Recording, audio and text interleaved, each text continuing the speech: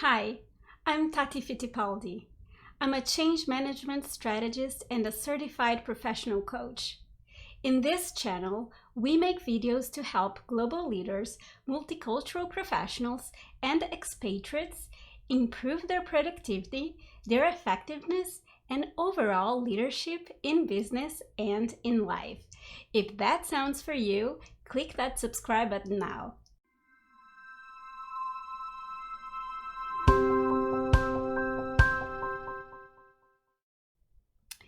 In today's workshop, we will discuss about the 5 stages in the expatriation process, how it relates to regular transition processes, what are some of the hinder and success factors, what's the company role in all this, and what can, for example, both companies and individuals gain from the expatriation opportunities.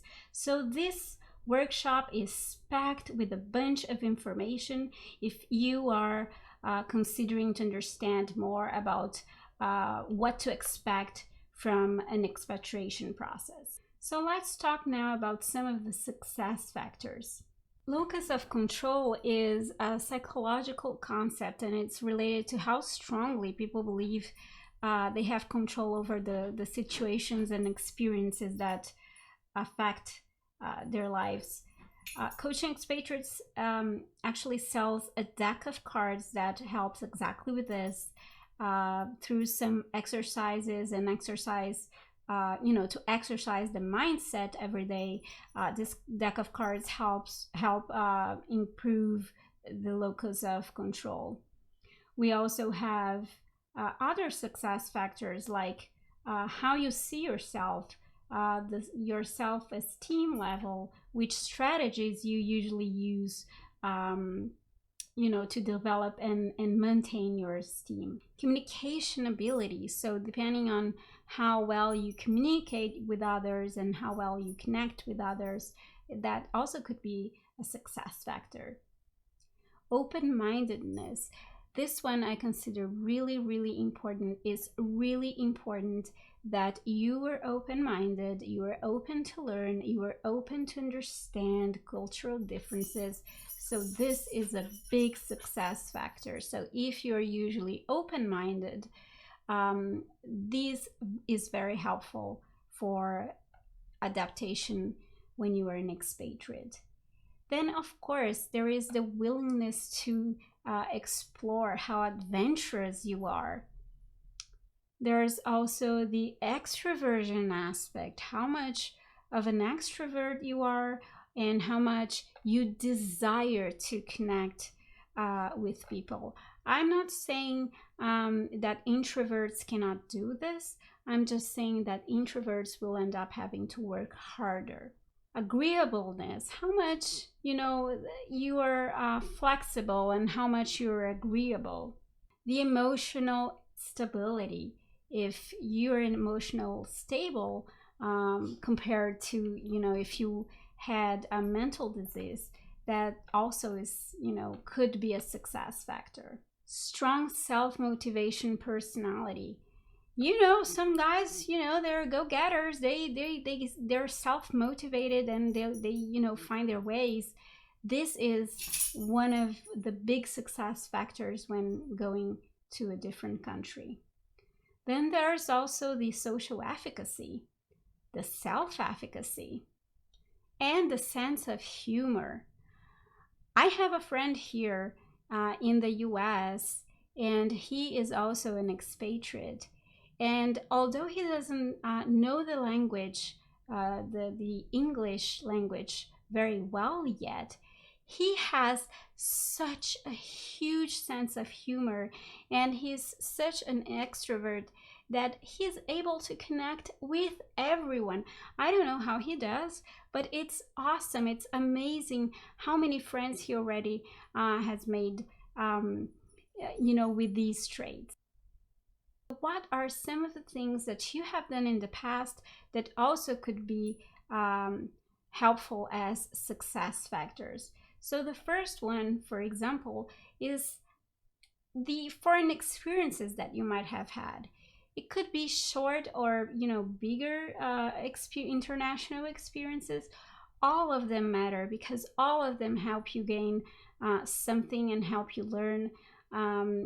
So we're talking about international travels, exchange programs, short-term assignments.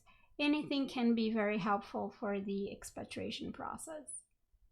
Then, of course, there's past expatriation experiences. I have a friend who has moved to different countries for work, and she told me that, of course, it's always difficult. Every time she has to relocate to a new country is quite hard.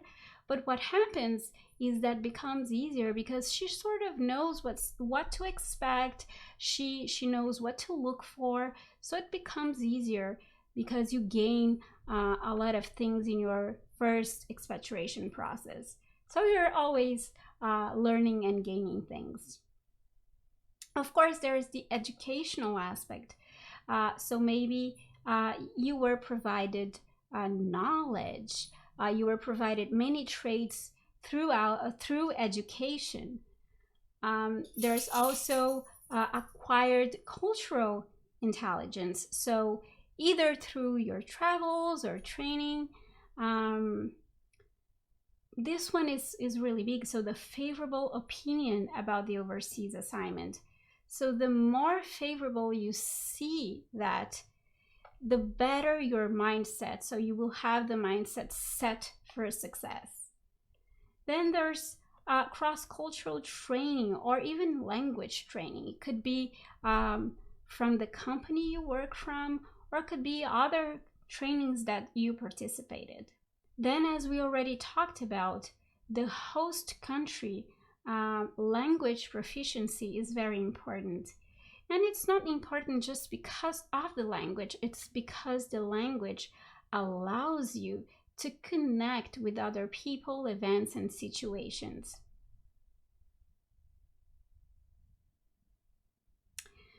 So now let's talk about some success factors that are, more external.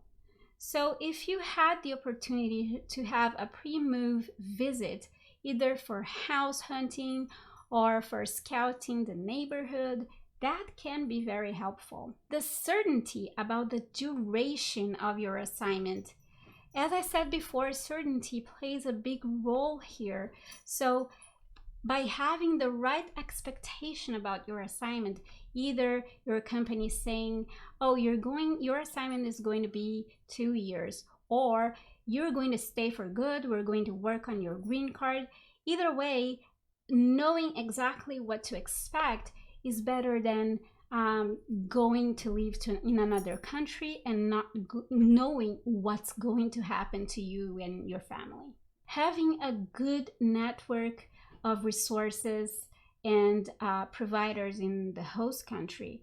As I mentioned before about the dentist, you come and you don't have anything, you don't know anything, you don't know anybody.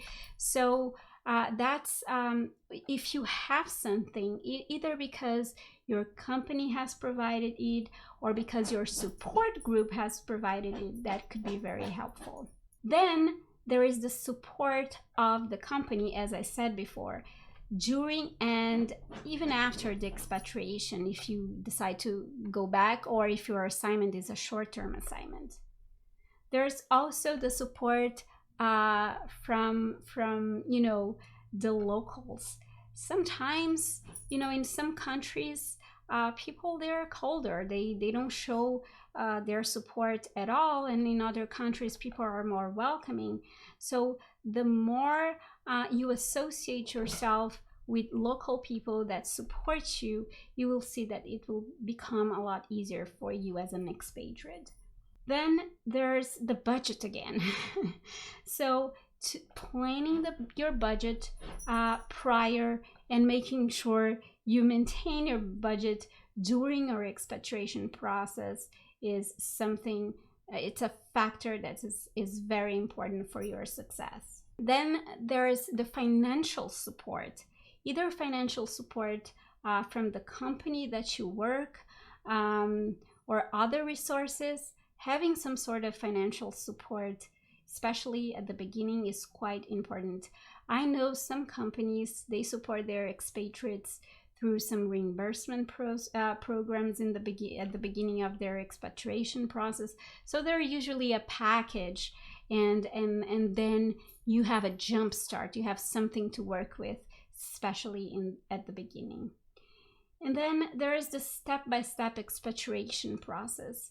I truly believe that's critical because it is overwhelming. You cannot pretend it's not going to be overwhelming. Even if you go to a country that seems to be not so different from yours, you are going to have differences, cultural differences, many differences. You are going to learn a bunch of things and you will be overwhelmed. And when you are stressed and overwhelmed, it's quite hard to come up with things. So if you have things planned before, it's better. It's going to be easier for you. You look at to the plan. You look solace in the plan. So it's going to be a lot easier. I'm not saying that your plan is set in stone. No, there's actually no plan is set in stone. This just means you have something to start with, and then you will of course adjust your plan throughout your expatriation process. Another big one that I always talk about is the support system. Having a support system is critical. If you don't want to pay attention to anything else I said before, at least this one you should really hear about. So having a support system is really important. And it's a system. It's something for you to either vent when you need, or get advice from, or get some resources. Oh my God, I need a dentist. Where can I get a dentist? So have a support system. That's one critical success factor. Then look for other. So if you're the expatriate partner, for example, look for other partners. Where are they? Where they're hanging out?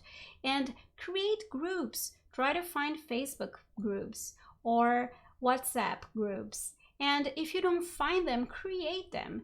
You can always create them, and you will see it will gain momentum. So the more people you have, the more people will want to join, and you will create a group and everyone will help each other. Hire a certified professional coach. And listen, guys, I don't want to be a salesperson here. I'm just saying that they can be very, very helpful in the expatriation process, not only for planning, but also when those gremlins show up, they can help you out. Having all members of the family committed with the move is a big one as well. Remember I talked about balance, right? So if you don't start out balanced by having all the family members on board with this overseas assignment, then you will have a big problem. All the family members will need to make the effort.